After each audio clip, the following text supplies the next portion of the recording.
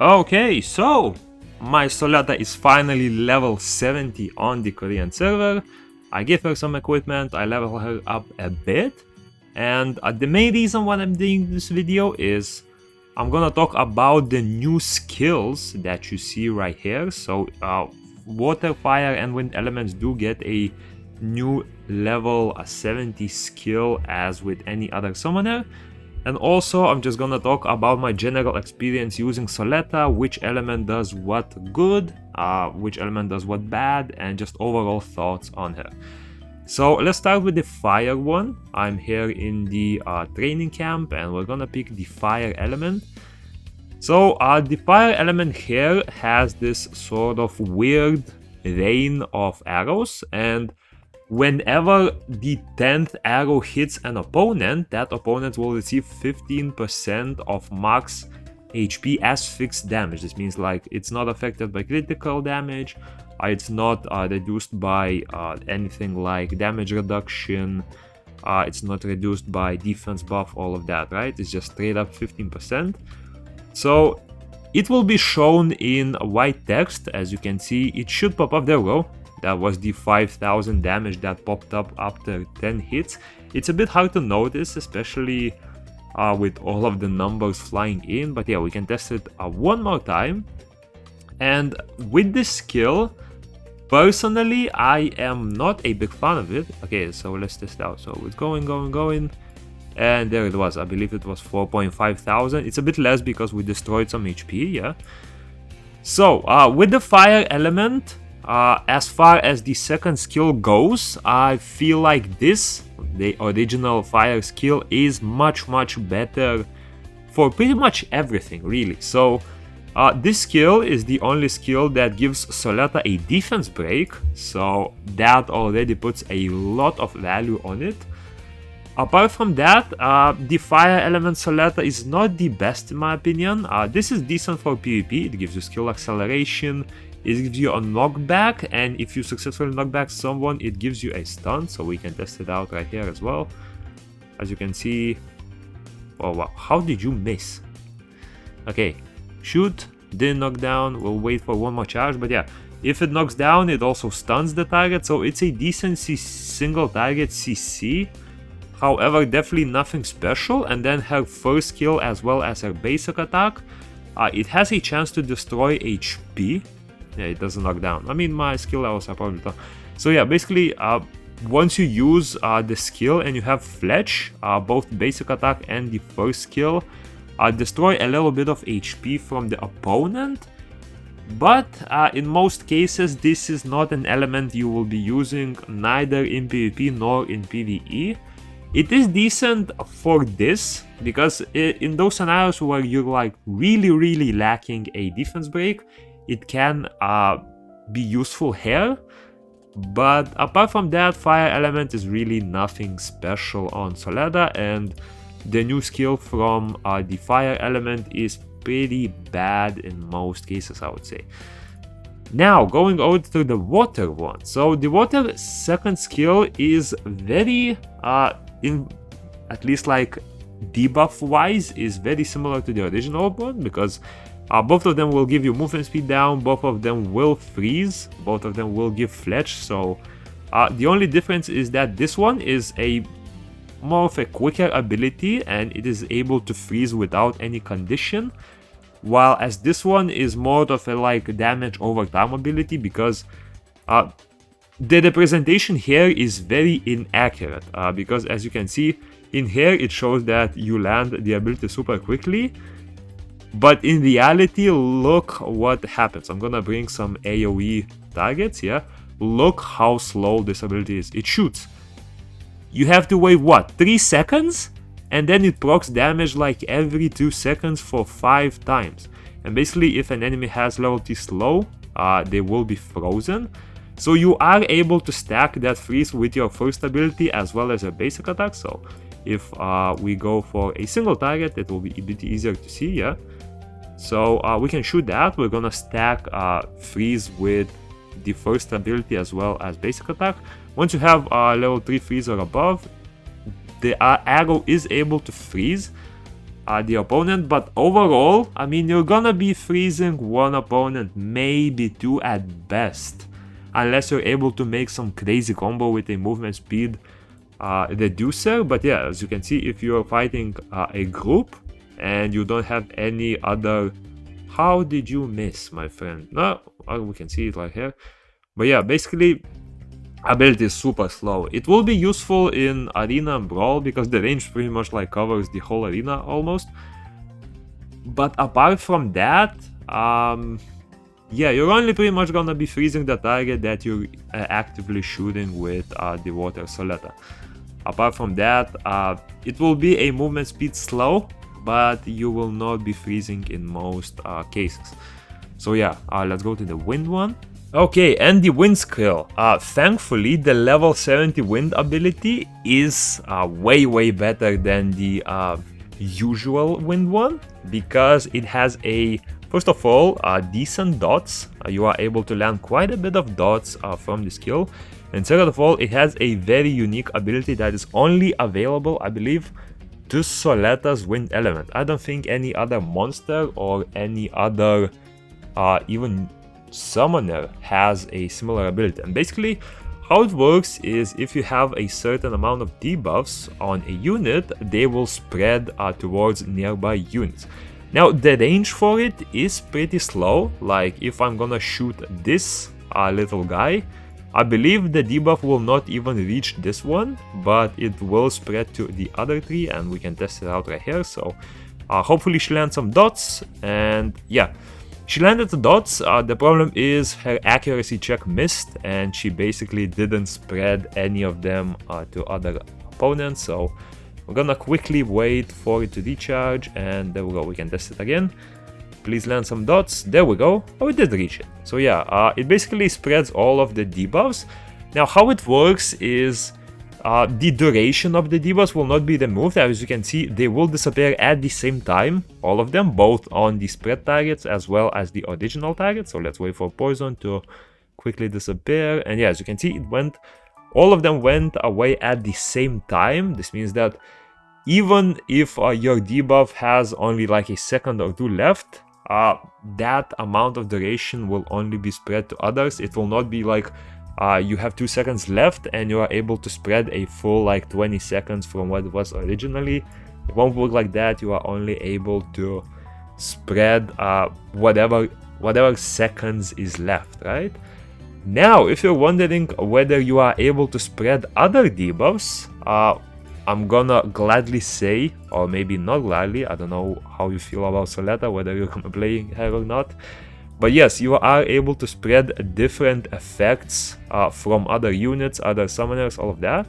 So we can do a little Oblivion from Etna, and as you can see, that will spread towards all other units. And this works for CC effects as well. I mean, Oblivion is a CC effect, so you can already see that.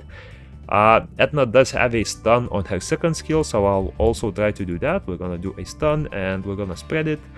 As you can see, everyone is stunned, so yes, you are able to spread CC effects. I assume you're gonna be able to spread all CC effects, so regardless of what it is. I don't know how it might work for some, like maybe, yeah, I don't know, I don't think pull is a CC, like it's not a harmful effect. So basically you're able to spread every harmful effect, and with certain units this has a lot of potential. Like for units that have amazing single target abilities with a lot of debuffs, this could be super useful. As you can see, the range here, right? I hit this target, it spread to these two, but it did not spread to the further ones, right? And yeah, you can make some spicy combos. You can, I don't know, you will have to decide what sort of like single target units you have, but even for units, let's say a dark magical archer, right? If we quickly look at her book, where is the spicy magical archer? So let's say her basic attack, right? She has Oblivion, she has Silence, she has Blind. Imagine spreading all of that. She just keeps basic attacking like a certain target, and you spread all of those debuffs to all of the opponents. That's gonna be crazy, and you can make some very interesting combos. However, again, it will be pretty difficult to execute. First of all, your allies or other enemies need to not have immunity. Second of all, you also need to not miss, because the skill does sometimes miss, as you can see. But just there, it missed twice. I don't know, it says 100% chance, like it does not go up with skill level, so I'm assuming it's just a simple accuracy resistance check and I'm failing it a lot, yeah, because it does spread sometimes, yeah. So yeah, Wind Bond definitely gonna be decent in PvP, I feel like. Not too much use in PvE for this one. I mean, maybe you're gonna be able to use it in Galagos or something, but first of all, bosses, like if you're attacking a single target boss, there will not be too much use for that. The second reason is if you're looking for a PVE soletta, that's where we're going to the light one. Light is the PVE element. It's not that good in PvP, and it's pretty much the only element you're able to use in PvE. And the good thing about her is she sort of has very good counters to most of the elite raids. So if we look at Naraka, she actually has damage mitigation, ignoring damage on both her basic attack as well as her first skill. This allows her to, first of all, let's say, kill Naraka minions through the shield, just same way like Cassie or Karambit could. She is also able to do a lot of damage to the Naraka shield phase because she goes through that shield, and in most cases with attack buff, crit damage buff, you are able to 1 or 2 shot the whole Naraka shield boss completely with just her first skill, because this does a lot of damage. And yeah, for Farakel, she also has an inbuilt critical resistance down. It's only 1 level, and on average you're gonna be able to stack level 1 to level 2, so it will not be as OP as the Fire Vampire, but it will be enough to increase your damage a lot. And if you have several Soletas, you will be able to reduce that damage even more. So yeah, not too much damage in itself, but a very useful effect. And then the third skill. So this skill is needed with your main damage dealer to make a raid combo.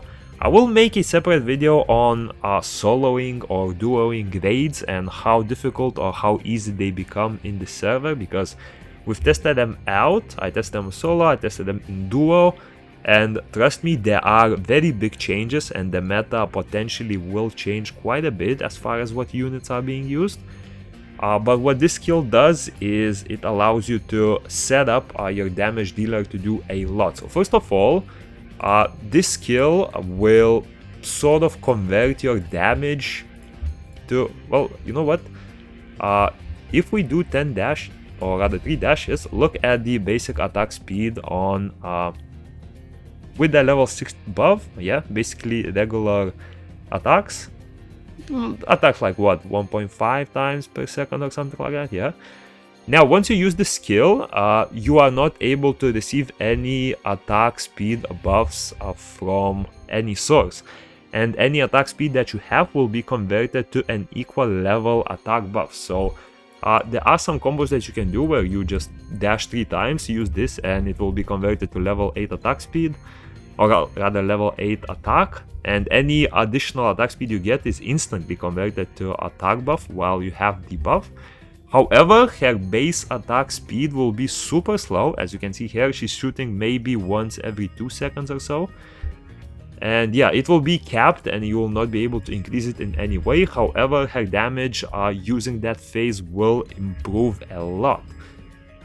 Now also, the basic combos that you will need to do in PvE is basically allow your unit to use their skills, set up the damage. For example, that's how I used it in Naraka, yeah? Then you use the third skill, and once all of the debuffs are there, while your monster has the crit damage buff on him, you are basically spamming his abilities. Once the buff is over, take some time, recharge the mana, get the debuffs on the boss, and by the time you have your third skill ready again, you will basically... Okay, I'm gonna demonstrate it real quick.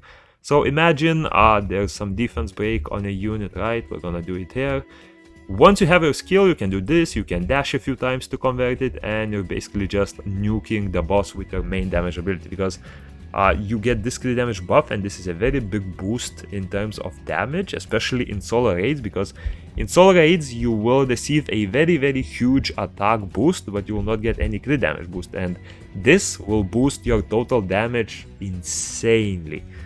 Yeah, so Light Soletta is a PvE only Soletta pretty much, and it will allow you to solo raids very easily. And now the Dark Element. So this is sort of like a PvP only element compared to like how our Light one was PvE only. This will not see much use in PvE because the Oblivion, the Pull is simply not that useful against most stuff like bosses, because most bosses are immune to Oblivion, most bosses are immune to Pull and Root. So the good thing is you can get attack up from here, but then again you are able to get way more attack up from the Light Element. And yeah, if you just do dash and the Light skill, that alone will give you level 6 attack up. So in most cases it will not be required, but the Dark Element is super useful in PvP from what I've tested, and it's probably the main one you will want to use in a lot of scenarios, at least like Brawl, especially Battlefield. Trust me, this skill, like this element in Battlefield, is nasty. So the basic attack and the first skill are sort of like support abilities. They don't do much, they only reduce cooldowns of other skills. So if I use the first skill and then I keep shooting with basic attacks, there is a chance that it will... Oh, I think... Actually, no. I think it needs... Yeah, it needs flash, so you need to use the second skill first, and then it will start reducing abilities. So there are two different combos. You can go second skill into third skill, or you can go third skill into second skill. And I mean, the scenarios will sort of depend on you. I feel like if you want to be safe about landing abilities, you will want to use third skill into second skill, because that will at least hit everyone for a bit. However, if a unit is like sort of closer to you and you're able to land that second skill first, that will give you a bit more total Oblivion time usually, because by the time this ability lands and you shoot the second one, the root will have like half of its duration finished and they will be able to escape quite early on. So if you go like this and you shoot the second, and then, well, are you okay? Soletta, mate. What was that? Where was you aiming at? Where was you aiming at? Okay, wait. Let us wait for cooldown. So yeah, ultimate, by the way, while we wait for cooldown, this is insane for PvP. That's like 20 seconds of Oblivion and self-attack buff. Oi. That is very scary, and the range of it is super big. I don't know if we're gonna be able to test it, but I'll try it out. But yeah, you can do this, and then you will go into a root if you are able to do it that way. If not, might as well just go for a root, and you will be able to at least pop a few seconds of Oblivion with it. And yeah, the ultimate range is pretty huge. It is quite slow, but I mean, 20 seconds of Oblivion, that is game changing. The root range, as you can see, not too huge. It didn't catch it like this guy, so I think the range of root is very similar to what the range of the pull itself is. But yeah, this one is a very sort of PvP focused one. And by the way, once you shoot this, you can see for every basic attack there is a chance to reduce the cooldown. There we go. It's reduced not a lot by basic attacks, but from skill attacks a bit more. Like you can see, jump slowly by a bit. Nothing too impactful again, but it's a decent bonus. And yeah, that's pretty much it. So in summary, for PvE, light is the only choice. Any other element is sort of useless. And for PvP, dark one will definitely be the main one in my opinion, and wind with that new transmit all harmful effects will definitely be the second favorite, or maybe even better than dark in most cases. And for water and fire, I personally don't see any use in them.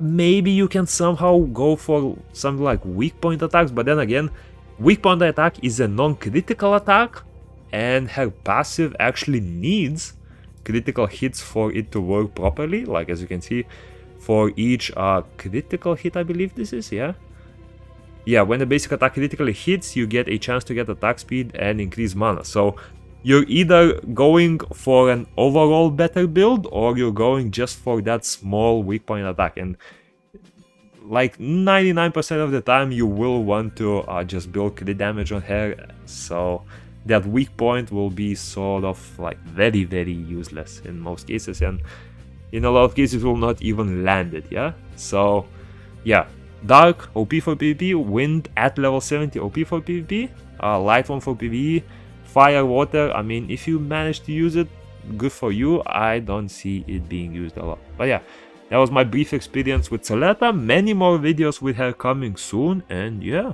peace.